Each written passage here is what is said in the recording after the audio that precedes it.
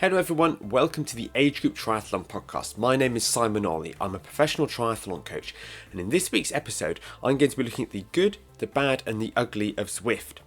Now for those who aren't aware, Zwift is a piece of turbo training software for indoor cycling.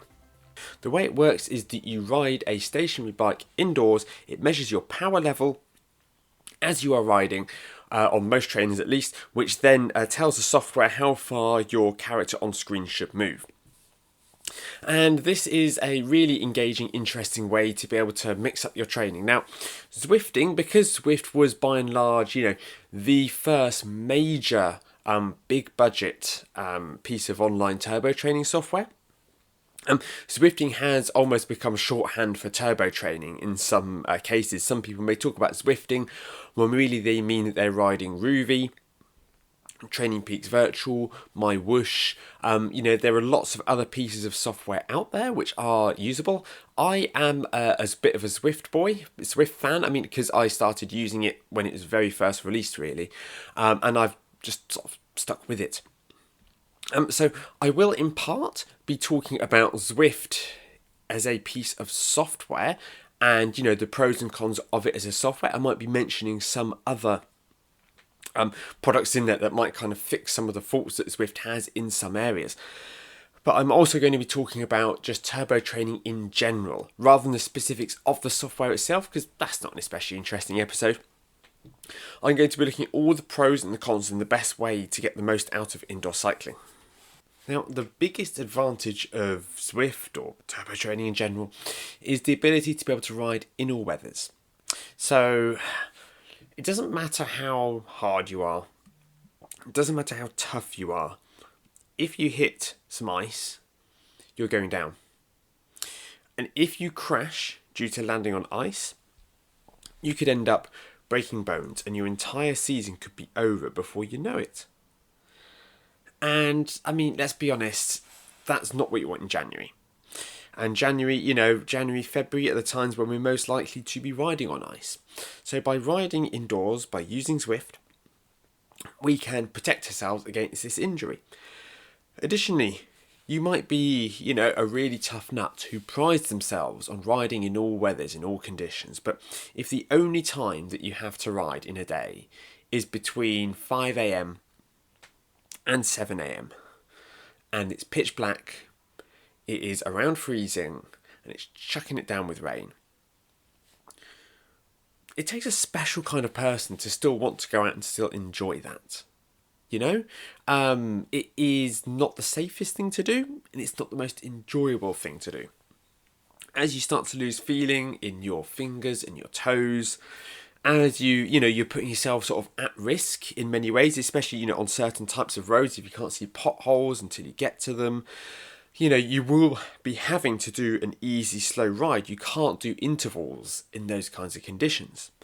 If you have an indoor trainer, if you have Zwift, you can ride at any time of day that you want, in any condition, without issue. There's no risk of crashing. There is no risk of hypothermia. Now, I still encourage people to get out and to do some riding outdoors in the winter if they can. This is something that I'll get onto later in the episode, but it's definitely not something that you can simply rely on purely. You cannot simply go, I'll just train on Zwift and just ride outdoors on race day. I'll do I'll do all my riding between October and May on the turbo on Zwift. However, it will allow you to get rides in on days that you wouldn't be able to otherwise. You wouldn't be able to get the quality that you wanted. Now, when I first started cycling, turbo trainers were a lot more expensive. And as a result, I did, nearly all of my riding outdoors. And I remember thinking that I was really hard for going out and riding around in icy conditions and, sub-zero temperatures. But the reality is, I was just being a bit daft, really. I was young. These kinds of things, they feel like a much kind of better idea when you're sort of young and a bit stupid. But I thought I was really impressive that I was doing that. But the fact is, I wasn't getting great riding in. I was sure it was better than doing nothing, but I'd be much, much more productive if I was riding the turbo indoors. So it is a balancing act between, obviously developing all the skills that you need for riding outdoors, but at the same time, the ability to be able to knock out, rides no matter the weather, no matter the conditions, is absolutely priceless as a triathlete. Not only do we have this sort of ability to ride in all weathers, we can also ride in complete safety. So as long as you've attached your bike properly to the trainer, you are not going to end up injured or hurting yourself if you are digging deep in an effort and you don't spot a pothole, for instance. Or you are really in the pain cave, you're looking down at your cycle computer trying to hold the wattage target that you're trying to ride to during this hard interval, and you don't realise that you have just weaved into the path of a car and they take you out. Interval training on the road, I do it sometimes. There's a very quiet, very long, very straight road near me where I can do sort of good 3-minute VO2 intervals and I'll roughly get from one end of the road to the other. I'm very lucky to have that. However, to be able to really accurately hit your targets, it is so much safer to be able to do that riding indoors. And even when it comes to our long, steady cycling, okay, on race day, chances are that you are going to be racing on a course where you're going to have very few, if any, sort of times where you're going to put your foot down on course. If you're riding an Ironman event and there are closed roads, or any other event that has closed roads for that matter, hopefully you won't be putting a foot down at all. If you do, something's probably gone wrong. You'll be able to ride consistently. It's very difficult to replicate that if you are riding on the open road, at least in the UK where we have a lot of junctions. You are going to have to be stopping, giving way to traffic, traffic lights, pedestrian crossings. All of these are going to interrupt that. And yes, you can go out and say, right, I've done a 4-hour ride. But if you were stood still for kind of 10 minutes of that whilst you waited for the lights to turn green, or you waited for a gap in the traffic, then that is, it's not ideal. I mean, as an aside, if you're doing a group ride, then you are likely going to be spending time at the top of the hill waiting for other people to get up to the top of the hill, unless you are the person who everybody else is waiting for, which, happens to all of us sometimes. And if you are that person, then it can be really quite rough because you really dragged yourself up this hill and everyone else at the top, fresh as a daisy, and goes, right, let's go, while you're still coughing up a lung. Group riding outdoors is definitely not without problems, without issues, and riding on a turbo trainer, it does help to alleviate some of these issues. Now, on the subject of community and group rides, something that I really love about Zwift as a piece of software relative to other software, which again, perfectly technically good pieces of software, but the real jewel in the crown of Zwift is the size of its community. Now, back in 2021, 49,114 people were logged into Zwift at once.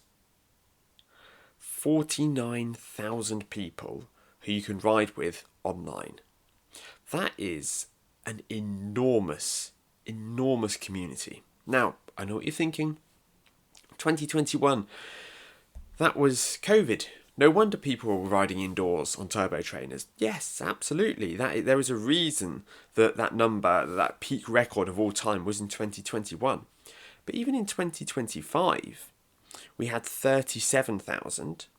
In 2026, we've already eclipsed this with 40,000. This is still an enormous amount of people who you can race against, who you can ride with, who you can share the road with, who you can overtake and see them as targets. You can compete for jerseys, for the fastest sprint or the king of the mountain across all of these courses. Okay, it really is a thriving community, and it really does feel like you're part of something very large, like you're part of this big community when you're riding on Zwift. Now, Zwift has a functionality that allows you to be able to ride with sort of others in a group ride setting where you are sort of completely removed from anyone else on the map. Yeah, if you are riding around their main map, that will often have 15,000 people riding around it. Rather than having your group making their way through these larger groups of people, you can turn up to a group ride that can be organised by a club or as part of any kind of organisation, and you can go and you can ride around a route of your choice in your own environment. So it's only you and the other members of the group ride. Now, this group ride, it could be small, it could be half a dozen people, or in some cases it could be over 1,000 people. The Zwift Fondo, where they will sort of over the winter they'll run these really long sort of events where you'll be riding at sort of maybe over 100 kilometers, and you could have thousands of people who are also taking on this challenge together, like a big Grand Fondo, like a big Sportive. These are great for that sort of that motivation, because because a lot of them involve mountains, they are Grand Fondos after all, and it is great just to be riding up this mountain with thousands of other people, overtaking some, jostling for position, getting overtaken by others. Now, you still need to pace yourself. It is a long ride, it's a Grand Fondo, but be able to have this group ride mentality, it's absolutely great. You can chat to people, share a few jokes. It really does make indoor training feel a lot less lonely. But it's not just group rides. It's not just a social ride and a chat that Zwift can be used for. It can also be used for races, and these are a fantastic tool. These are a great idea to have in your triathlon training, because it's a real chance for you to be able to test your fitness and pitch yourself against other riders. So there are lots of leagues. I mean, you can just turn up to a random race. There's one probably starting every 5 minutes on Zwift, if not more. And you can then go and you can line up at the start of an event. And again, as with the group rides, you don't have any other users that are on the screen with you, just those you're racing against. And you can pit yourself against them. Now, you have lots of little independent rides. You also have the WTRL, which is a very large Zwift racing league. And I can actually say that I've won one of their events while I was positive with COVID, actually. I didn't realise that I had it at the time, but I did win a mountaintop finish. And this just feels great. This is fun. This is a nice way to test your fitness. Now, you can't do too many of these as a triathlete, and they are broadly more of a winter thing than a summer thing. In the summer, you're not going to be wanting to sprint for lines or try to accelerate up mountains in the same way that, you can have some fun with it in the winter. The summer is much more about getting ready for your event, but we also have time trials. Okay, if you want to take on a time trial with drafting disabled, where everyone is set out at set intervals, you can turn up and you can smash yourself to bits and use it as an FTP test and see how it is that you can perform on the course. Can you beat your previous time from the last time you did a time trial? Can you put out more watts? Are you sort of using a bike that is more aerodynamic? There is a lot of fun. There are a lot of possibilities that you have with this time trial functionality. I should probably say, actually, for those who aren't aware, a time trial is a race where it's you trying to cover a distance as fast as possible. So quite often 10 mile is very standard in the UK, but Zwift mileage does vary depending on the event, depending on the course. You're going to turn up and you see how fast it is that you can ride that distance. And if you keep training, you may turn up in a month's time, 8 weeks time, something like that, and be able to set yourself a personal best. Try and race even faster than you did last time as you learn the pacing better, as you get fitter. And because for a lot of people these will take roughly around that sort of 20-minute mark in most cases, they can be used as an FTP test, where rather than you staring at numbers trying to dig as dig as deep as you can, trying to go as sort of hard as you can for 20 minutes, instead it's much more motivating to be trying to catch the rider in front, trying to shave 10 seconds off the time from the last time that you did it. It's much more motivating because the harder you push, the sooner it will be over. Whereas when it's a 20-minute test, there's nothing you can do to make the time go by faster. You're just trying to push harder, which is a very different mindset. And a lot of people would really benefit from going, okay, I'm going to push myself to my limit at this time trial over roughly 20 minutes. rather than do a structured FTP test, which can cause some anxiety. And some people go into these FTP tests with targets. I'm going to try and average 220 watts. Chances are they might be able to average 230 watts if they went in a little bit sort of deeper with that, if they had sort of been brave and pushed harder. Whereas in a race situation, it really does wring everything out of you, and you're less prone to limiting yourself with your sort of your beliefs and your self-confidence. And this just makes it fun. It gives it a sense of community.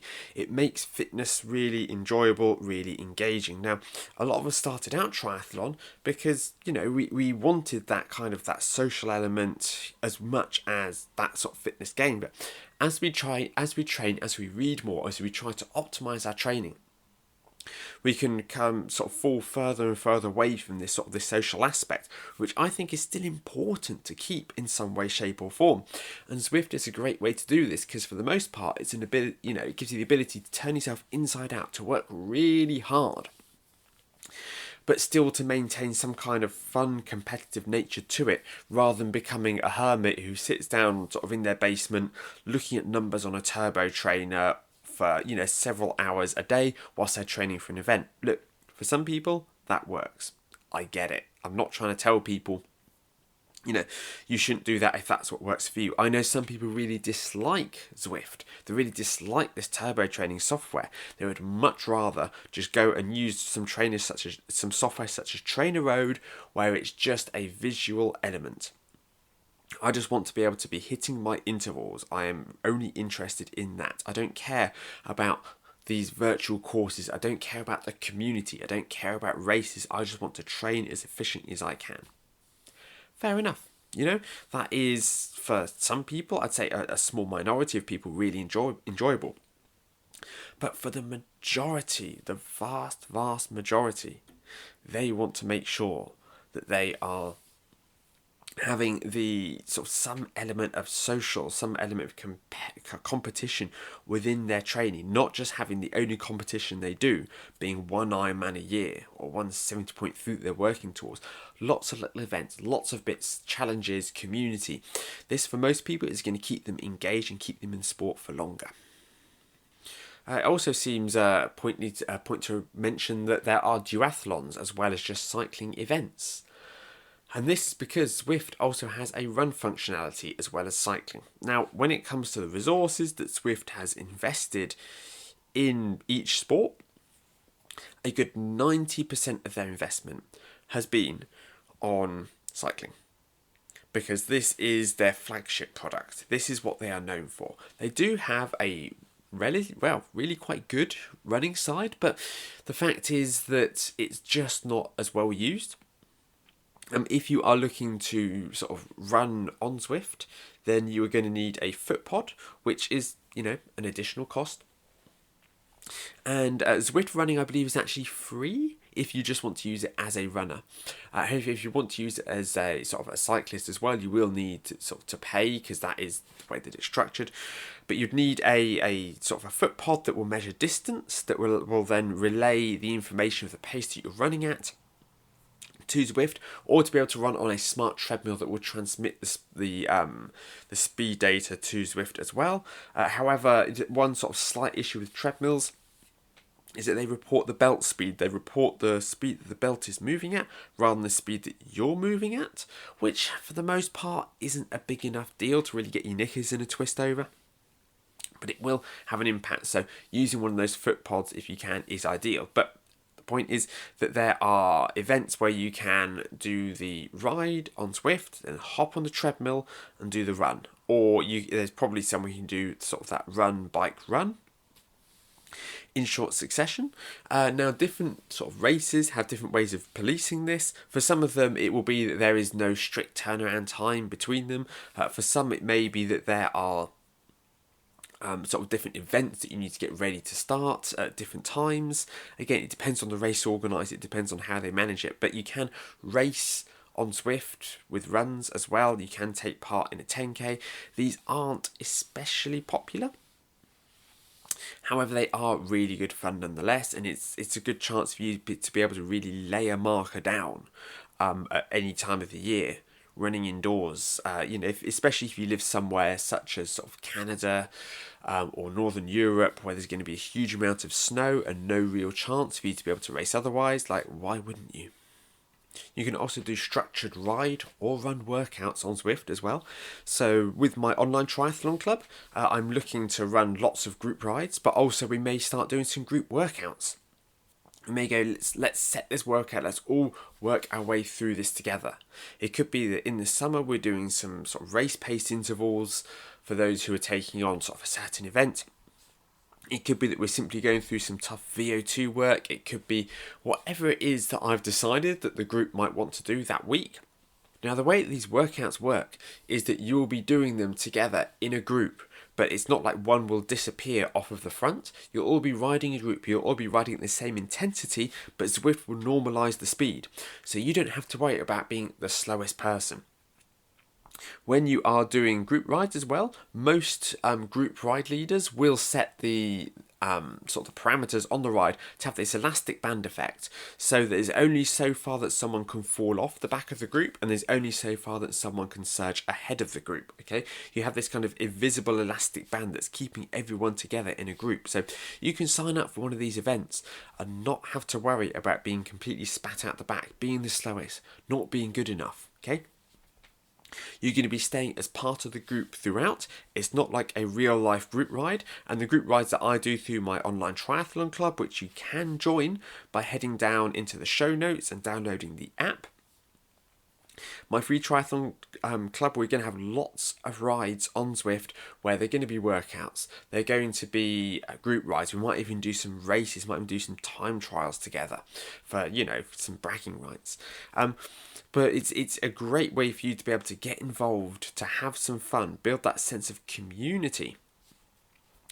Without that kind of that fear and that anxiety and the sort of the insecurities that will normally come with these activities, because there's only so far that you're going to be off the pace.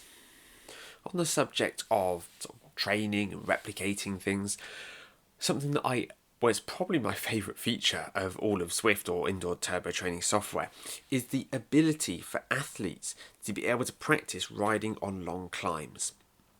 So there are very few parts of the world where someone is going to be able to ride for, much more than about sort of 10 minutes up a hill. Because there just aren't that many hills like there in the world. Now, obviously if you live in the Alps, then, if you live in any other kind of mountainous hilly region, then, this may not be the case. It could be that you live in the Lake District. It may be that you are surrounded by hills and actually you'd absolutely love it if there was some flat terrain instead. But the fact of the matter is that if you are taking on a hilly triathlon, if you are taking on a race which has got a long climb in it, it could be that you're taking on something like Ironman Nice. It could be that you're taking on Lake Placid. It could be that you're taking on Marbella. There are all sorts of events out there that have long sustained hills that are going to take you sort of half an hour to get up. And I think these are great that Ironman include these, really, that it's not just looking for the flattest events all the time, but these are a great chance for you to be able to practice these long sustained climbs, which are very difficult to replicate for most people in the real world. It allows you to practice riding up mountains without needing to travel a long distance to be able to find, hills in Lanzarote or somewhere like that. You can just turn up and you can ride hard up a mountain or ride easy up a mountain and be able to replicate that to an extent from your garage or your living room. It really is super powerful for us to be able to train the muscles that are involved with this and train the aerobic system for this kind of sustained effort. So you're not turning up on race day and you're not starting the bike with a mountain riding up one for the first time ever. Zwift has a course, the Alpe d'Huez, which, as some of you may guess, is a replica of the Alpe d'Huez, which is a very famous cycling climb. And when I ride up that, it takes me sort of under an hour. And so I haven't done it for a few years actually, but at one point I got into the habit of riding up that mountain as fast as I could, as hard as I could, and getting an FTP at the top. Getting a really good idea of what my FTP is. Now, I may have mentioned in a previous episode that, going hard for 60 minutes, it doesn't always get you the most accurate FTP number. And yes, I'm not encouraging everyone to necessarily do this. However, even if it gives you a really good idea of your 20-minute power, because you're pushing at that kind of intensity just for a bit longer. But the fact is, I'm not aiming to ride hard for an hour. I'm aiming to ride as hard as I can up a mountain, with the aim of setting a new personal best. Going from 53 minutes down to 52 minutes perhaps. And if I get a new FTP off the back of that, all the better. But for me, I'm trying to ride up a mountain as hard as I can, as fast as I can, trying to beat my personal best on each of the sections. That is what really gets the best out of me. That's what gets the best out of my legs. There's a big difference between targeting a climb that will take you roughly an hour and seeing if you get a better FTP from doing that, than starting a stopwatch and just staring at that watch and, watching the time tick up for 60 minutes and trying to push as hard as you can for that. Those are two very different sort of approaches from a mindset. Something else that I really enjoy personally is the gamification of Zwift. So when you are training, you will go up a level as you gain more experience points. So every time you complete a kilometre or you complete a challenge, you'll get experience points. And you'll get these and they'll add up over time, and you can go from level 1 to level 2 all the way up to level 100. And it gets much harder to go through the levels the further, sort of the deeper in that you get. And each time you go up a level, you could unlock a new bike. It could be that you unlock an upgrade for that bike. It could be you upgrade some new clothing, because you can customize your avatar. But when you get to certain levels, you can unlock certain pieces of equipment. You can even unlock new routes to an extent. And this is it's just motivating. It can be the difference some days between getting yourself on the turbo trainer, getting a session in, and not bothering, because you think, well, I want to make sure that I can get myself up to level 50. That's a little kind of like a C goal that I have. It's really a very unimportant goal, but still, it's slightly motivating for me. I want to get to that level 50, so I know that I want to get some rides in. I do want to finish this long ride that I'm doing rather than calling it short, because I know that I want to be able to complete that route and get that badge. For some people I know, I've spoken to, and they hate this. Again, the same crowd who, will most likely enjoy just sort of sitting on their own in their garage, riding to power targets. They don't need that extra motivation. Fair enough, each their own. But for many people, especially of sort of my generation, sort of millennials, they will find some motivation, they'll find some interest in sort of seeing them rise their way through the ranks. And that performance and that gamification does, it does have an impact. And it can be a bit of a motivator. So between sort of the racing, the gamification, and these challenges and unlocking new bikes, it just makes cycling that bit more fun. For me personally, and for the majority of people. Again, for some people, it's not for everyone. Now, another thing that I really like about Zwift is the visuals. I think the visuals are really, as far as turbo training goes, they are top notch. The downside to this, I'll get onto in a bit. But yeah, the good news is that the worlds that you ride through generally are really well rendered. They look fantastic. The riders themselves, the avatars, they do look a bit more sort of cartoony. Again, they don't look like outright cartoons, but it is very much they're not trying to be hyper realistic with the avatars. They are fitting into this world. And there is, a bit of a cartoony twist to certain things. There's a little squirrel that's a mascot for it. Some people really dislike that, but I personally would rather a company sort of lean into a slightly abstract, slightly offbeat art style that really works well and sort of tracks across the whole system, rather than trying to be as realistic as possible, and it just it becomes that bit more obvious that it doesn't look super realistic. Of these highly detailed routes and very, artistically created routes, we have over 250 miles, over 400 kilometres of routes that you can ride on Zwift. And this is, for the most part, enough to keep most people entertained, especially when you consider that you will be sharing the road with a lot of people. And it fills it out. It stops it from being too busy. Of course, it would be lovely if we had more roads. Everybody gets that bit more excited when there's a big release, and we can ride areas that we couldn't ride before. They've released an update, released more roads. It is really exciting. But 250 miles of routes to ride around, it's not an enormous amount. It's a lot bigger than some training software, but it's also a lot smaller than other training software. The fact that it isn't super sprawling, however, it does mean that you're more likely to ride with other people. And something that they include within Zwift to help make that community element stronger, if you do sort of really enjoy riding with others, is they have some sort of robo pacers, which are sort of cyclists that are not real people, I should say. They are programmed like robots, and they will ride consistently at a certain speed or watts per kilogram, at a certain effort, broadly speaking, and they'll go round these same routes 24/7.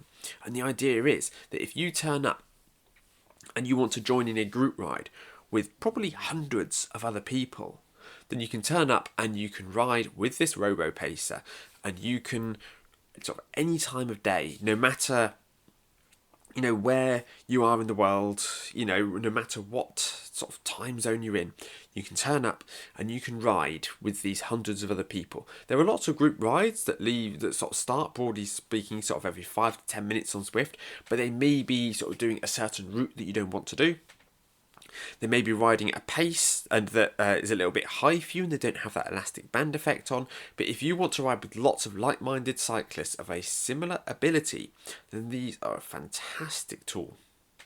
The slower robo pacers are the more popular ones, the ones that are designed for people who are there just for general fitness, those who are looking to lose a little bit of weight, those who are looking to get a little bit faster.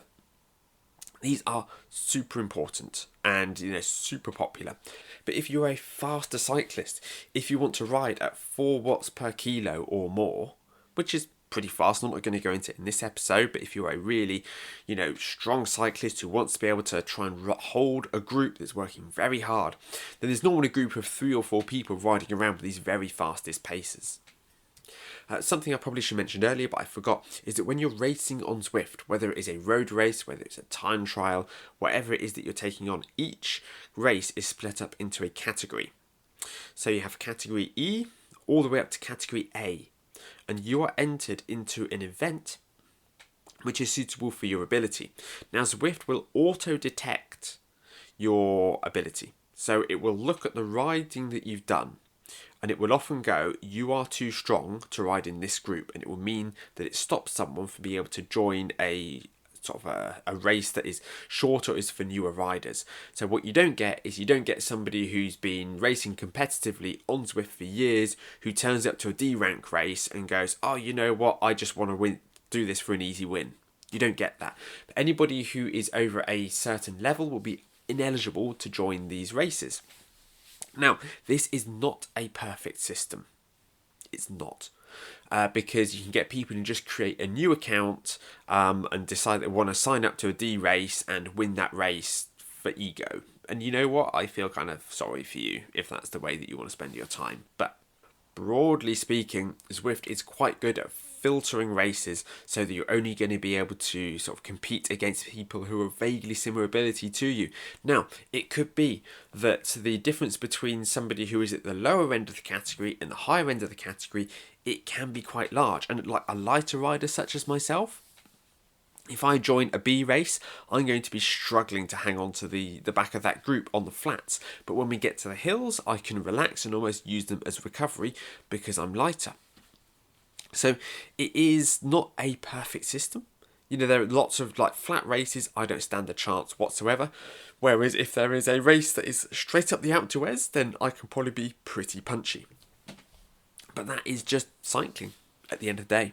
So the system they have to help make sure that you're only riding against people of the same category as you is a real benefit of Zwift, and that should hopefully, for the most part, allow you to be able to sort of race in something resembling a sort of a fair environment. So I think we've covered all of the good really here. I think that I've made it clear just how important and how valuable Zwift can be for helping triathletes get faster. But it's not perfect. It is not perfect. So I'm going to be looking at the sort of the bad and then the ugly to be able to help you make a decision as to whether Zwift is the right turbo training software for you, or whether, sort of the limits of Zwift when it is that you may need to look into other options. Starting off with the bad. We do have our sort of the racing system where it determines who is best to race against who. It's not perfect. And the result of this is that you can find yourself racing against people that you've got no hope against, but also it is really prone to allowing people to cheat. So as I said, you could create a new account and you could go and dominate some races, which is really demoralising for those who are genuine in that category, who are vying for a win. Also, there is nothing to stop anyone from just putting their weight in Zwift as being sort of 45 kilos. It could be you've got a really powerful rider who is sort of 75, 80 kilos, who's a real powerhouse on the flats, and they go, oh, I want to win this race, so I'm going to put my weight as being 45 kilos so I can fly up this mountaintop finish.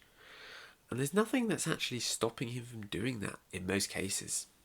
Some major race series, they do require people to sort of to feel themselves being weighed, but these are generally speaking, I mean, that's a pretty intrusive thing to do, isn't it?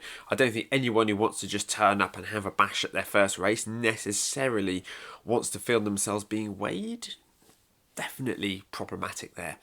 However, if it is a series where people are racing for money, or it is designed to be the kind of series where people could win a pro contract potentially off of it, if the stakes are high, then yes, this is something that can be done. But for the vast majority of cases, it's just not sort of the right thing to do, I have to say.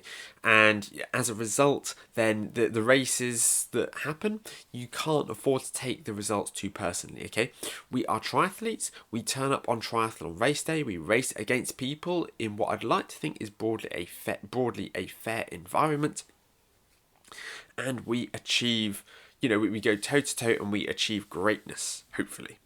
Whereas when we are racing on Zwift, we cannot afford to take this too personally. We cannot afford to get ourselves angry and wound up because we're pretty sure that somebody who raced against us was in the wrong category or has fiddled their weight. Okay, life's too short to get on with this. It is a game. It is online. Yes, it helps us push ourselves to our limits. But if somebody goes flying up the road who's clearly too strong to be in that group, okay, you can't afford to take it too personally.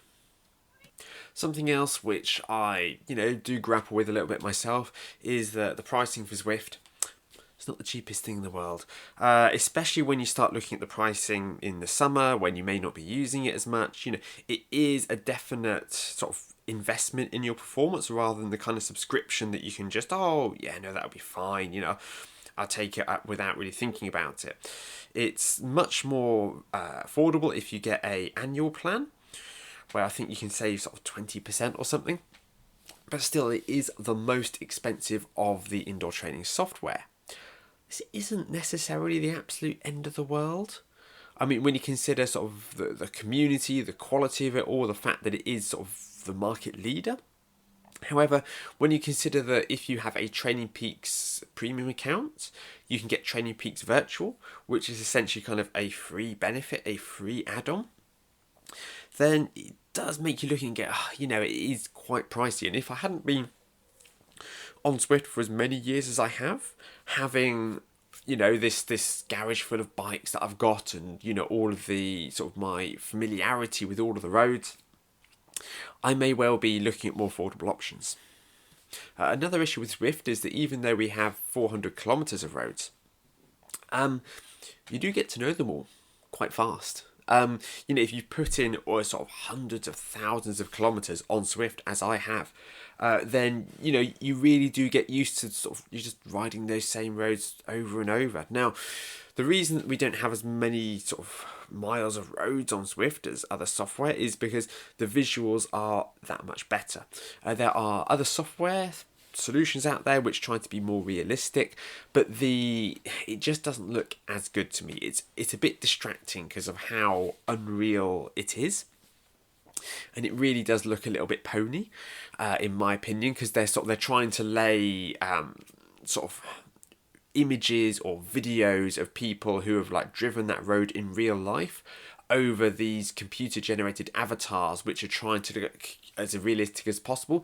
And there's just something a bit uncanny valley about it for me. Yes, you may be able to replicate riding on any roads in the world, but the visuals of that are going to be quite poor, and for me that really affects the immersion.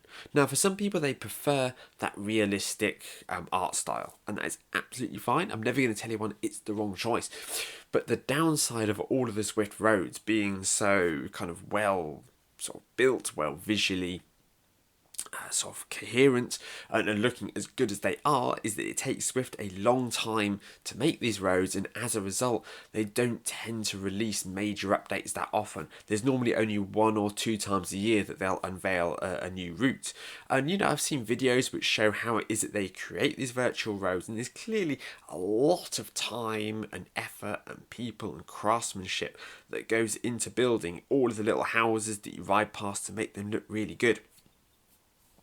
But at the end of the day, this does limit the variety that we have. Now, if you're only riding on Zwift sort of 2, maybe 3 times a week, even in the depths of winter, it shouldn't be a major issue.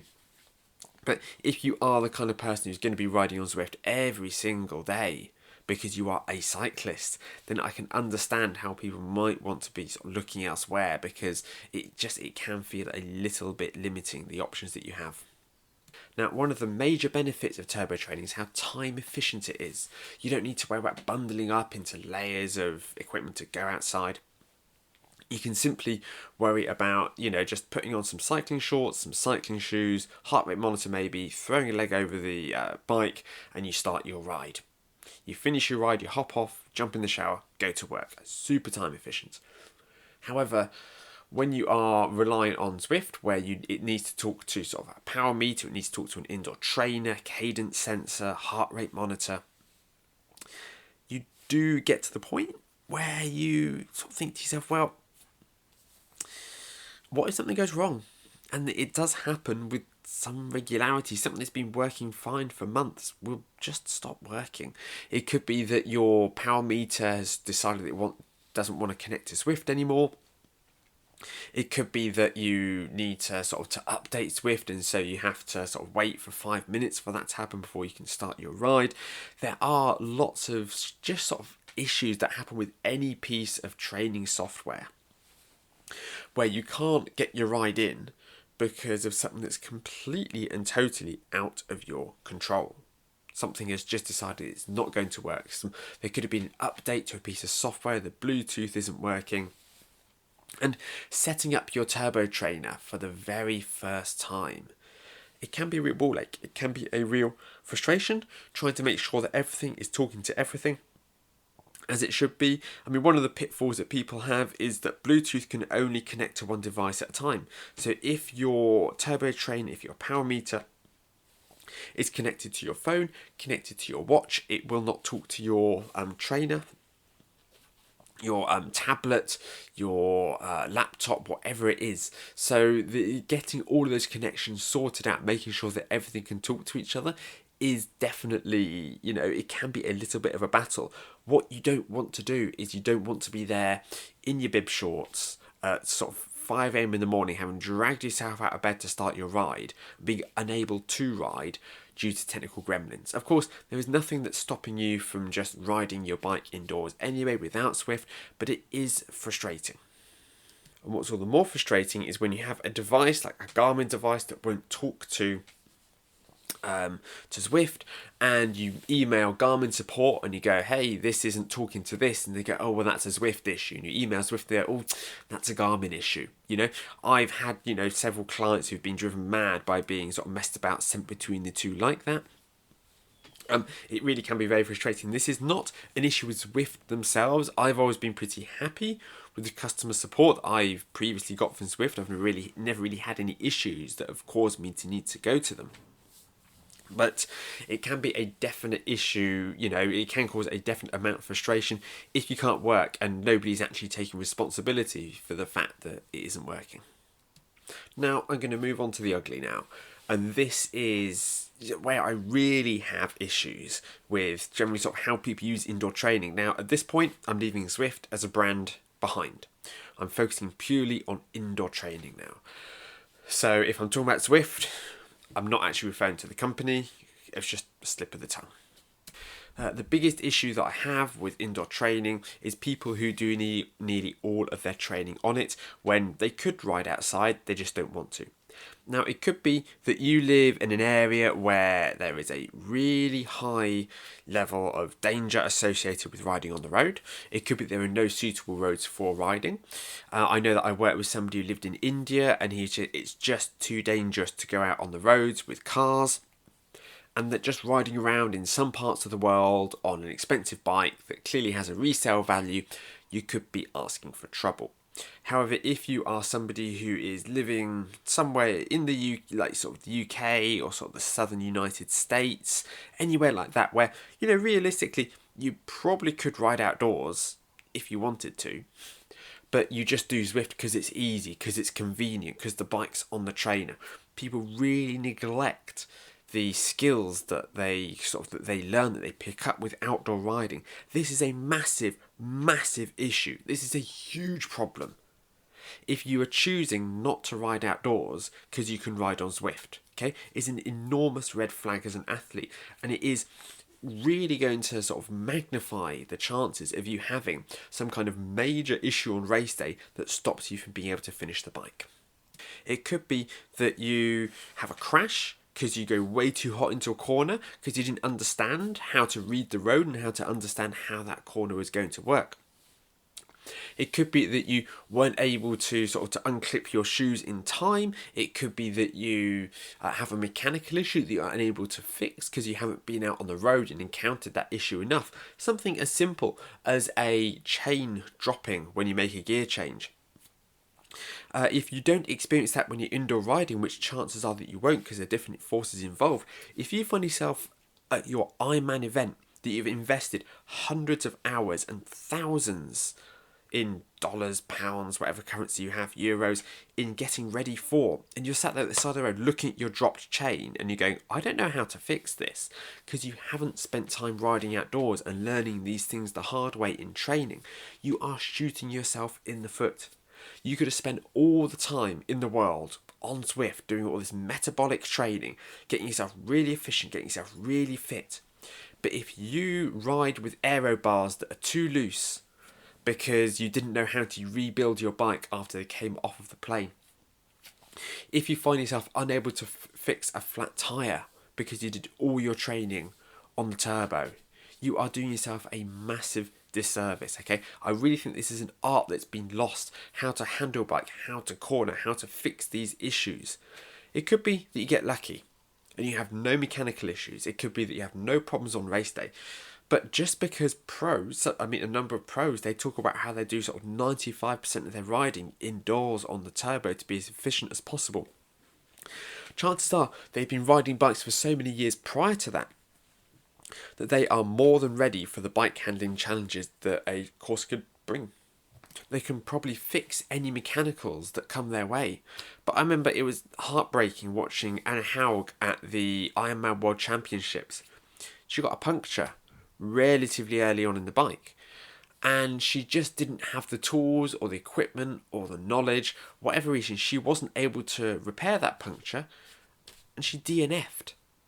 She failed to finish at the Ironman World Championships, where she was one of the favourites, because she did not have the mechanical know-how to fix that puncture or the equipment. I can't pretend to know the exact reason behind it. Chances are that, with her, when she was racing a sort of ITU over a shorter course distance, if she gets a flat, that's it. Or there's a wheel station at the very least where she can get a wheel repaired. But when you are racing as an amateur, you cannot afford to have your race completely fall apart because you're unable to fix a basic mechanical. Now, we all have to learn how to fix these mechanicals, but it's only by being out there, by practicing these things, by getting good at them, that we really understand how to do it. And you can practice in your garage, in your living room, all you like, but it's only when you're really at the side of the road, in the rain, with tyre levers and a tiny little hand pump or a CO2 canister, that you really start to learn how to be able to fix these problems under pressure. And if you do all of your riding indoors, partly because you could be afraid of these mechanicals, you're putting yourself at an enormous level of risk on race day.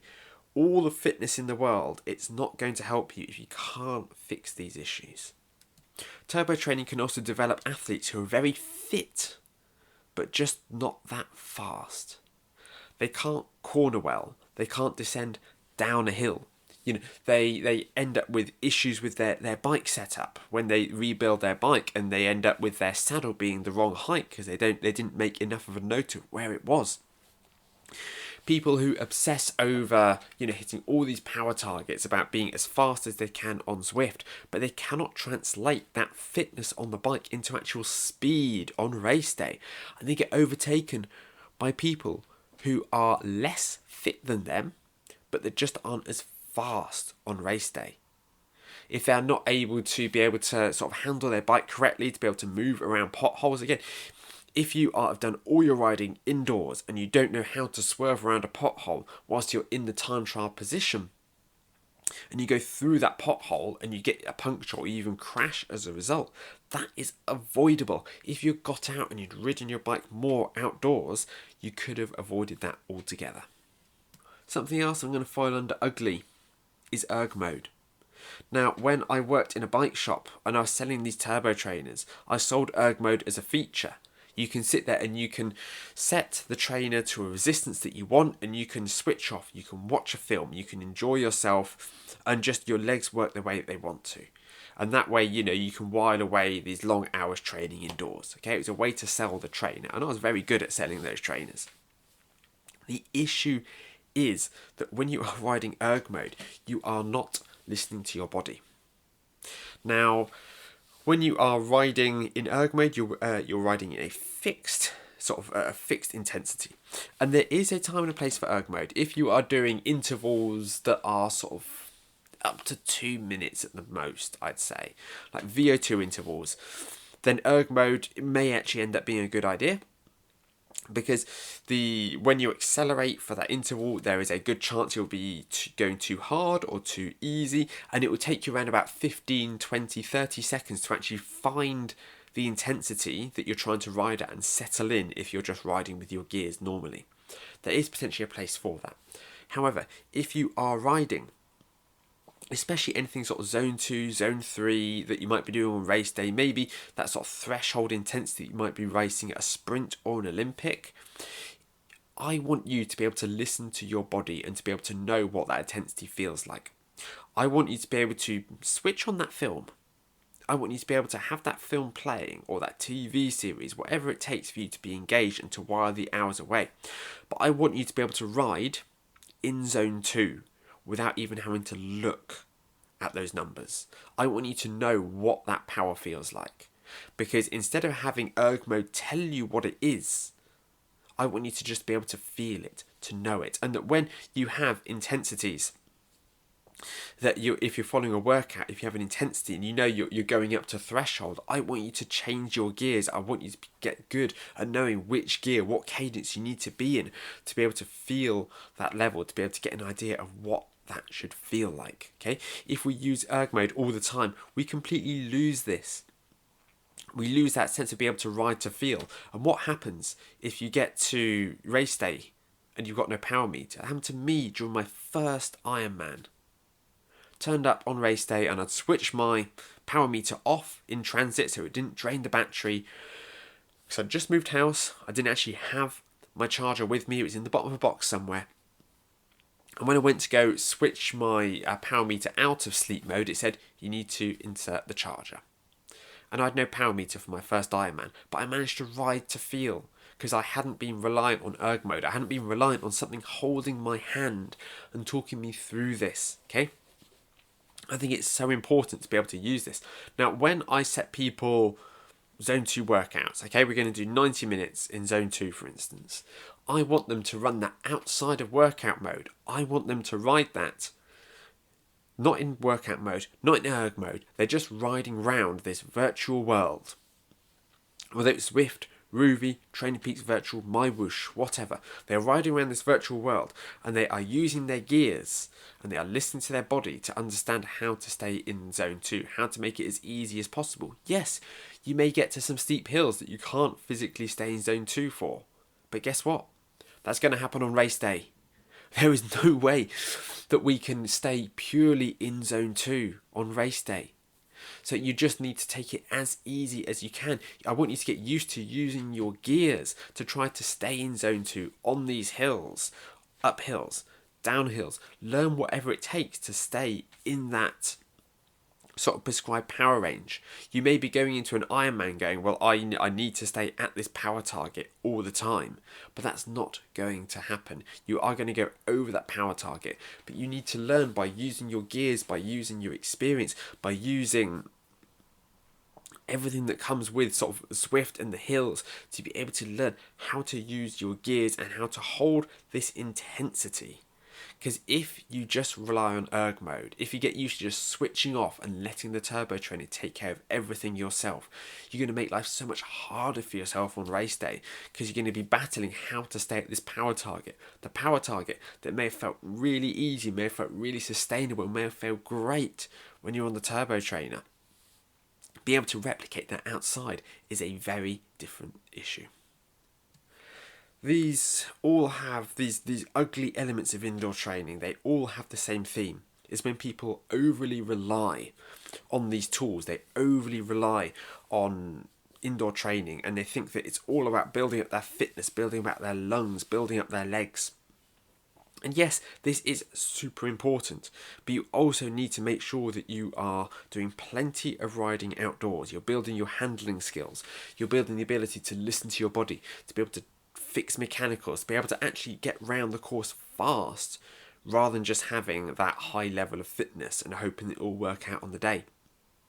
That's not really how it works. And it also extends to sort of getting comfortable in the aero position. If you are riding that aero position indoors, it's very different to riding outdoors with it. You need to get comfortable. You need to make sure that it's all dialed in, okay? It is a fantastic tool, and everybody who I coach, I really highly recommend they get an indoor trainer, because going without an indoor trainer, it's an absolute nightmare. You're going to make life a lot harder for yourself. You're going to miss sessions. It's going to be more time consuming. Indoor training is brilliant.